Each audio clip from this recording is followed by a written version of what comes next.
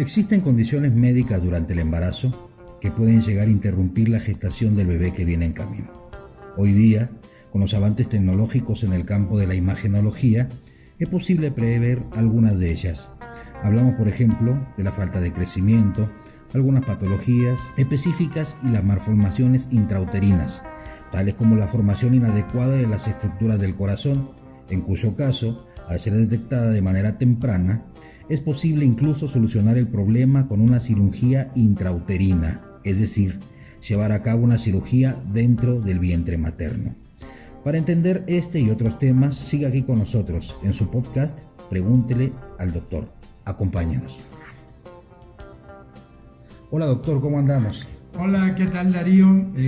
Antonio, es un placer para mí estar con ustedes. Gómez de la Cerda para mí significa mucho y Vargas más también. Así es que el placer es mío estar con ustedes. Nosotros lo compartimos también, doctor. Y pues el día de hoy tenemos un campo muy vasto y naturalmente será necesario que nos explique varias cosas. Ya mencionábamos la importancia de los estudios actuales aplicados en un adecuado control del embarazo. En su experiencia, ¿cuáles son las patologías que se presentan con mayor frecuencia durante el primer trimestre, digamos?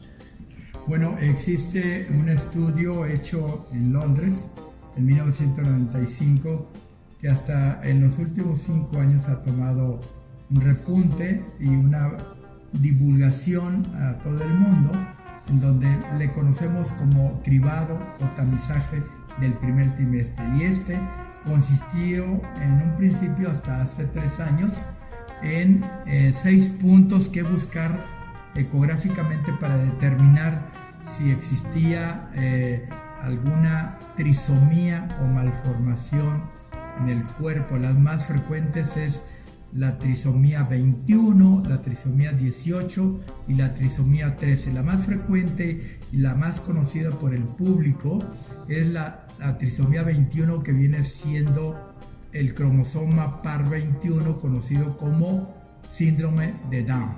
El siguiente es la trisomía 18, conocida como síndrome de Edwards, que es más catastrófico que el primero. Cosas seguramente muy importantes de prever, sí, en caso de que sea posible. Así es.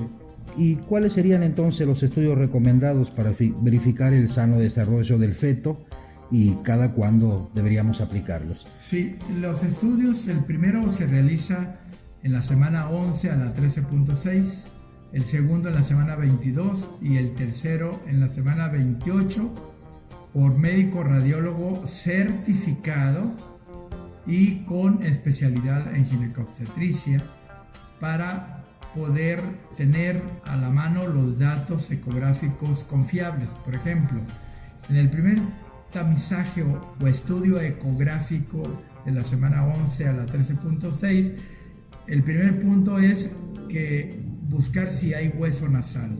Si no lo tiene, es un punto malo ecográficamente. Y luego buscar una bolsita en la nuca, que se conoce como translucencia nucal, es el segundo. El tercero es medir toda la base del maxilar superior, tocando en la base del hueso nasal, y otra línea que se traza hacia el frontal, que hace un ángulo recto de 90 grados, de tal manera que no debe ser menos ni más, porque sería otro punto a favor de una trisomía 21. El siguiente punto es vigilar el flujo del ducto venoso, que no esté invertido o que no tenga signos de arteriorización. Es decir, si estamos viendo un flujo venoso, no debe de comportarse como una arteria. Si se comporta como una arteria, también es un punto desfavorable o a favor de una trisomía 21. Y luego continuamos con el corazón, en donde debemos vigilar la válvula tricúspide, que no tenga reflujo, porque si no sería el quinto punto por resolver.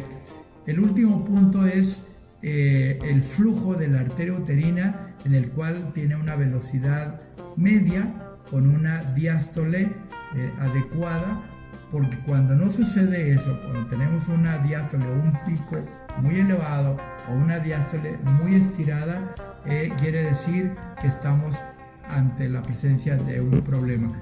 Posteriormente, ya en la semana 22 y 28, el screening o el rastreo o el estudio ecográfico de ese tiempo ya se manifiestan de otras maneras que ya lo explicaremos en su momento. Muy bien, doctor, muy interesante todo esto. ¿Hasta qué semana de gestación se puede considerar un aborto y a partir de cuándo podríamos hablar de un parto prematuro? Ya entrando en el tema. Un aborto es un producto que todavía, o sea, debemos diferenciar lo que es embrión, lo que es feto y lo que es un producto que ya está a punto de salir. Entonces, Por cierto, doctor, perdón que lo interrumpa, sí. Me quedé pensando justamente hace un momento en que le preguntaba, refiriéndome al futuro bebé como feto, sería muy bueno que nos explicara cuál es la nomenclatura, digamos, correcta o precisa para referirnos a esto. Muchas de las veces hablamos, como usted decía, de un embrión, un feto, el producto o el bebé, incluso el niño. Algunas veces para los padres primerizos nos suele confundir un poco todo esto. Así es, muy práctico. De la primera semana a la octava es un embrión. En cuanto llega a la semana 9 ya es un feto. Y de ahí en adelante un parto pretérmino es por abajo del séptimo mes. Un producto a término es cuando se cumplen un mínimo de 38 o 40 semanas. Muy bien, para que nos quede más o menos claro y saber de qué estamos hablando, ¿no? Porque a veces sencillamente decimos el producto, ¿verdad? Exactamente. Sí. Algunas personas confunden, y aprovecho este espacio para decir que algunas personas quisieran que nosotros como médicos dijéramos el bebé. No lo hacemos, pero en forma, vamos a decir, íntima entre la pareja y entre el médico. Pero médicamente, y no es ningún término peyorativo, porque a veces es malinterpretado, el producto es el producto. ¿El producto de qué? El producto de la unión de dos gametos, o sea, de la célula femenina y la célula masculina. El resultado es un producto, que puede ser embrión, feto o feto a término, o producto a término. Porque algunas personas, cuando uno no dice el bebé, piensan que nos estamos refiriendo peyorativamente a un producto que estamos despreciando y que no es un ser humano. Esa es una equivocación. Médicamente se dice producto, no bebé.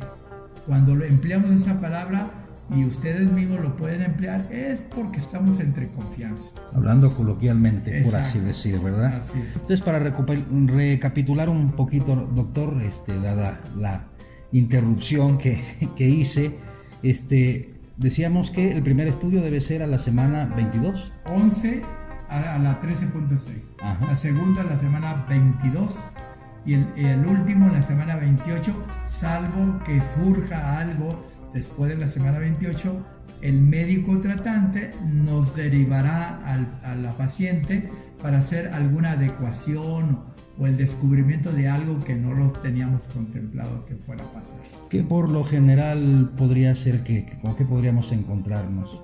En esa etapa, en la última etapa, después de la semana 28, pues a veces existen infartos fulminantes de la placenta, o existe una circular del cordón, o puede ser que súbitamente la placenta no transmite el oxígeno y los elementos nutricionales y el producto empieza a restringir su crecimiento.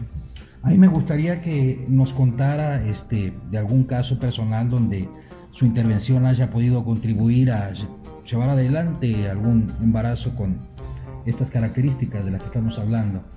Claro, bueno, en mente tengo dos. El más reciente es un producto de 20 semanas que descubrí que el pulmón del lado izquierdo estaba con un contenido líquido.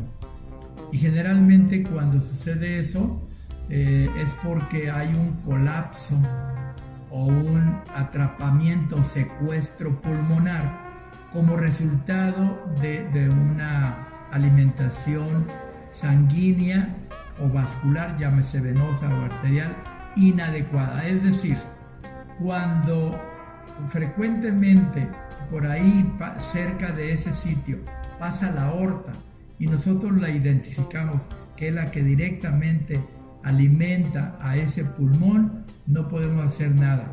Pero afortunadamente en la mayor parte de los casos donde tenemos líquido en el pulmón, que médicamente se conoce como hidrotórax o hidropesía, analizamos con el Doppler cuál es la vascularidad que lo alimenta. Entonces uno por un medio laparoscópico entra al vientre de la mamá, localiza con Doppler cuál es la vena, la vena o más bien la arteria que se origina de la aorta, y con láser en la punta lo cancelamos y de esa manera el producto empieza a consumir el líquido que había en el pulmón se empieza a expandir y hemos tenido pues un porcentaje muy elevado de productos que viven sin haber tenido ninguna consecuencia. Y estos vienen a ser los procedimientos intrauterinos, según Exacto, entiendo. así es. Pues doctor, no cabe duda que este es un tema muy estimulante. Me gustaría que en las siguientes emisiones abundáramos más al respecto. Sí, aquí hago un breve paréntesis para recordarle a las mamás que no se dejen llevar por una intuición fácil como es realizar un estudio aquí en la esquina porque me queda cerca, y que la persona que lo realiza ni tiene la especialidad, ni está certificado y ni siquiera las autoridades saben que está laborando. Por lo tanto, la veracidad de su resultado es casi nulo, y otras gentes se dejan llevar por el costo. Dicen que lo barato cuesta caro. Recuerde que su bebé cuesta más que lo que le cueste un estudio, por más caro que a usted le crea, o crea que es muy caro el estudio. Vaya con los expertos, investigue muy bien, y donde realmente le realicen un estudio de verdad y que le puedan ayudar más de lo que usted se imagine, ese es lo mejor para usted, y nunca se vaya porque está más cerca o porque está más barato, porque es un error suyo, el cual el bebé no se lo puede reclamar porque todavía no tiene voz. Sí, como siempre decimos, doctor, hay que acudir a médicos certificados únicamente. Bueno, pues una vez más agradecemos su presencia. Esperamos en las próximas emisiones ir tratando estos asuntos. Hay mucho para hablar. Por ejemplo, aparentemente dentro de estos procedimientos intrauterinos también se puede verificar la patología de espina bífida, por ejemplo. Claro, ya hablaremos más adelante. Claro, por supuesto. Pues nuevamente muchas gracias, doctor. Gracias, muy amable. A ustedes, estimados escuchas, les damos las gracias por su atención también, y nos encontramos aquí en Pregúntele al Doctor. Hasta la próxima. Este podcast llega a ustedes por medio de Unidad de Ultrasonido e Imagen SC, Avenida América 630, Guadalajara, Jalisco. Teléfono 33 36 30 26 26.